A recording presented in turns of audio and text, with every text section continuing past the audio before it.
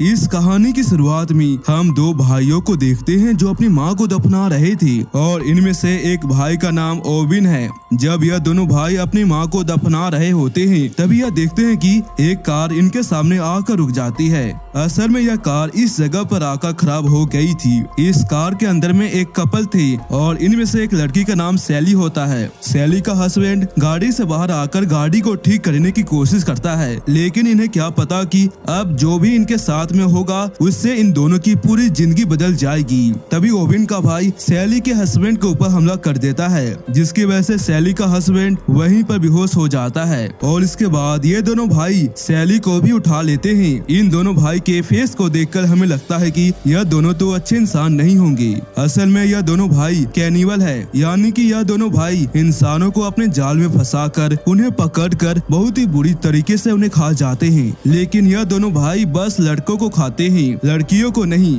और ऐसा क्यों, हमें आगे पता चलेगा। इसके बाद यह दोनों भाई सैली के हस्बैंड को जान से मार देते हैं। फिर हम कुछ महीनों के बाद का सीन देखते हैं, जहाँ पर सैली को यह दोनों भाई एक पिंजरे के अंदर में बंद करके रखे थे, जैसे कोई जानवर को पिंजरे में बंद करके रखता है। और ये दोनों भाई इसलिए औरतों को अपने पास में रखते हैं ताकि यह इनसे अपनी फैमिली को बढ़ा सके। तभी हमें वहाँ पर किसी की बहुत ही भयानक आवाज सुनाई देती है जो बहुत ही अजीब है और यह हमें आगे पता चलेगा कि यह किसकी आवाज थी। इसके बाद हम एक कार को देखते हैं जिसके अंदर में 4 दोस्त थी और ये सभी उसी रास्ते से जा रहे थे। तभी अचानक से इनकी कार खराब हो जाती है। कार के अंदर हम एक लड़की को देखते हैं जिसका नाम टैनी है और दूसरी लड़की का नाम जेना है। यहाँ पर इन चारों को कोई भी इंसान दिखाई नहीं देता जिनसे यह हेल्प मांग सके, इसलिए इनका एक दोस्त अपने दोस्तों को यहीं पर छोड़कर मदद लाने के लिए आगे जाने लगता है और यह सोचता है कि आगे कोई इसे गैस स्टेशन मिल जाएगा। इनका दोस्त अकेले ही मदद लेने के लिए जा रहा था। तभी टैनी भी अपने दोस्त के पास में आ जाती है और यह दोनों ही गैस स्टेशन को खोजते हुए आगे निकल जाते हैं और इन्हें एक गैस स्टेशन भी मिल जाता है। इसके बाद यह दोनों गैस स्टेशन पर एक आदमी को देखते हैं और यह आदमी था ओवन। ओवन के शक्ल को देखकर हम समझ जाते हैं कि अब इसका शिकार यह दोनों है। यह दोनों ही इससे कहते हैं कि हमारी कार खराब हो चुकी है, क्या आप हमारी मदद कर सकते हो। और यह सुनकर यह इनकी मदद के लिए तैयार हो जाता है, लेकिन ओवन मन ही मन में सोच चुका था कि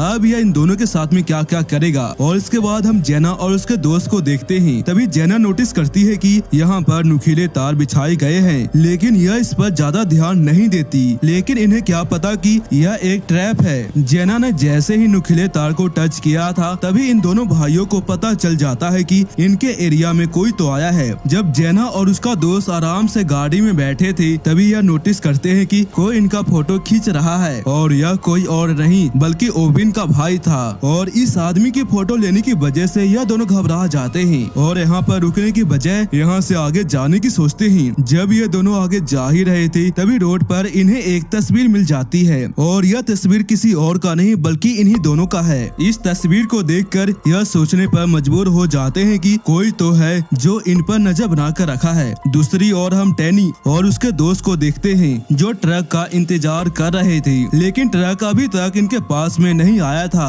और तभी टैनी अपने दोस्त से कहती है कि मैं यहाँ से जा रही हूँ और तुम यहीं पर रुको जब तक ट्रक आ नहीं जाता। जब टैनी गैस स्टेशन से निकल जाती है तो अब टैनी का दोस्त अकेला पड़ गया था और अब ओविन को मौका मिल जाता है कि वह उसे आसानी से मार सके। और तभी ओविन उसे अपनी हेल्प के लिए अंदर बुलाता है और तभी वह मौका पाकर उस पर हमला करके उसे बेहोश कर देता है। इसके बाद हम टोनी को देखते हैं जो अकेली जा रही थी और अकेले होने की वजह से इसे डर लगने लगा था, इसलिए यह वापिस से गैस स्टेशन पर आ जाती है और तभी ओविन उस पर हमला करके उसे भी पकड़ लेता है। फिर हम टैनी के दोस्त को देखते हैं जिसे बहुत ही अच्छी तरीके से बांध दिया था।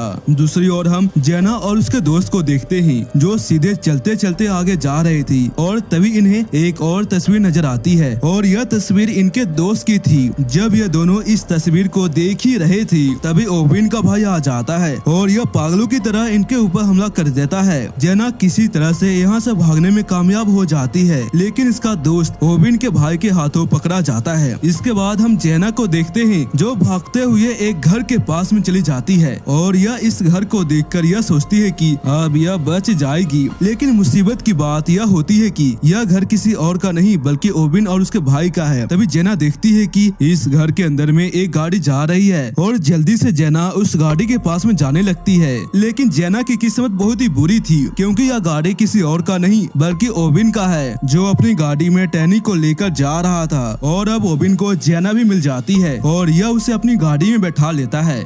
इसके बाद ओविन जेना को अपने घर पर ले जाता है और अब जेना ओविन के टेलीफोन से पुलिस को फोन करने की कोशिश करती है और वह अपने सामने बहुत ही सारे तस्वीर को देखती है, जिसे देखकर यह समझ जाती है कि अब यह बहुत ही बड़ी मुसीबत में फंस चुकी है। इसके बाद यह जेना को भी पकड़कर टैनी के साथ में बांध देते हैं। तभी ओविन का भाई इनके एक दोस्त को पकड़कर इनके सामने लाकर बहुत ही भयानक तरीके से इसकी गर्दन को मरोड़ देता है। इसके बाद हम ओविन को देखते हैं जो नए शिकार के लिए अपने गैस स्टेशन पर जाने लगता है। इसके बाद हम जेना और टोनी को देखते हैं और यह दोनों किसी तरह से अपने आप को आजाद करवा लेते हैं और मौका पाकर भाग जाते हैं। लेकिन इन्हें कुछ भी समझ में नहीं आता कि यह दोनों भागकर जाए तो जाए कहां, और यह दोनों भागते हुए अपनी खराब कार तक पहुंच जाते हैं। तभी यह दोनों अपने सामने एक ट्रक को देखते हैं और इसके बाद यह दोनों इस ट्रक के ड्राइवर के पास में जाकर इन्हें सारी बातें बता देते हैं और इन दोनों की बात को सुनकर यह बुढ़ा इन दोनों को अपने साथ में बैठा लेता है। लेकिन इन दोनों की किस्मत बहुत ही बुरी थी, क्योंकि इन दोनों ने जिस आदमी को सब कुछ बता दिया यह कोई और नहीं बल्कि उन दोनों भाई का अंकल था। और यह बुढ़ा इन दोनों को एक ऐसी जगह पर ले जाता है जहां पर बहुत ही सारी खराब गाड़ियां थी।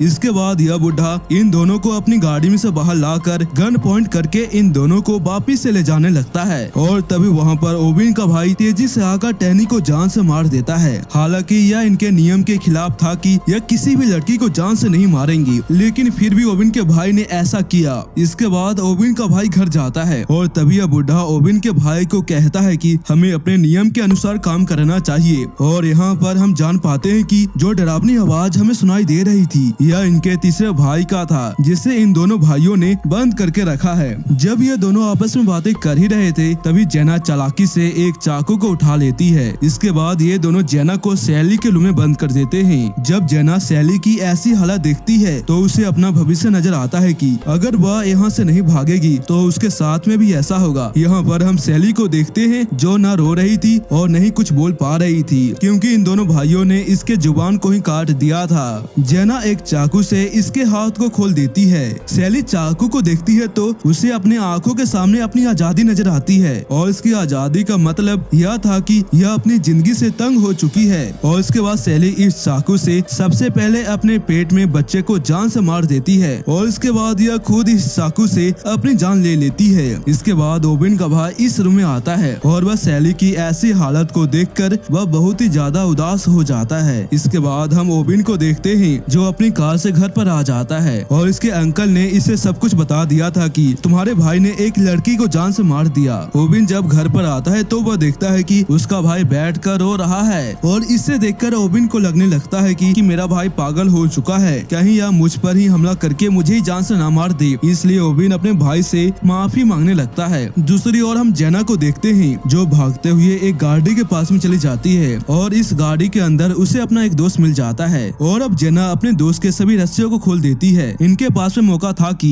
यह दोनों यहाँ से अपनी जान बचाकर भाग सकते हैं, लेकिन जेना का दोस्त सोचता है कि वह ओविन को नहीं छोड़ेगा और यह गाड़ी में से एक गन को लेकर ओविन को जान से मारने के लिए जाने लगता है। जेना का दोस्त ओविन के पास में आकर उसे गोली मार देता है, लेकिन तभी अंदर से ओविन का अंकल जेना के दोस्त पर गोली चला देता है और तभी जेना एक चाकू को उठाकर इसके सर के अंदर में घुसा देती है। यहाँ पर जेना देखती है कि उसकी दोस्त की हालत बहुत ही खराब है। तभी हम देखते हैं कि ओविन के भाई ने अपने तीसरे भाई को आजाद कर दिया है। यहाँ पर हम देखते हैं कि इनका यह भाई देखने में बहुत ही ज्यादा भयानक है और इन दोनों भाइयों ने इसे कैद करके इसलिए रखा था कि क्योंकि यह किसी को भी बिना देखे उसे पकड़कर जिंदा ही खाने लगता है। जेना इसे देखकर यहाँ से भाग जाती है, लेकिन इसके पीछे अभी भी ओविन का भाई पड़ा है। जेना भागते हुए एक गाड़ी के अंदर में जाकर गाड़ी को स्टार्ट करने की कोशिश करती है, लेकिन यह गाड़ी थोड़ी देर बाद स्टार्ट होती है, जिसके बाद ओविन का भाई एक गन से जेना को जान से मार देता है और इसी के साथ यह कहानी यहीं पे खत्म हो जाती है।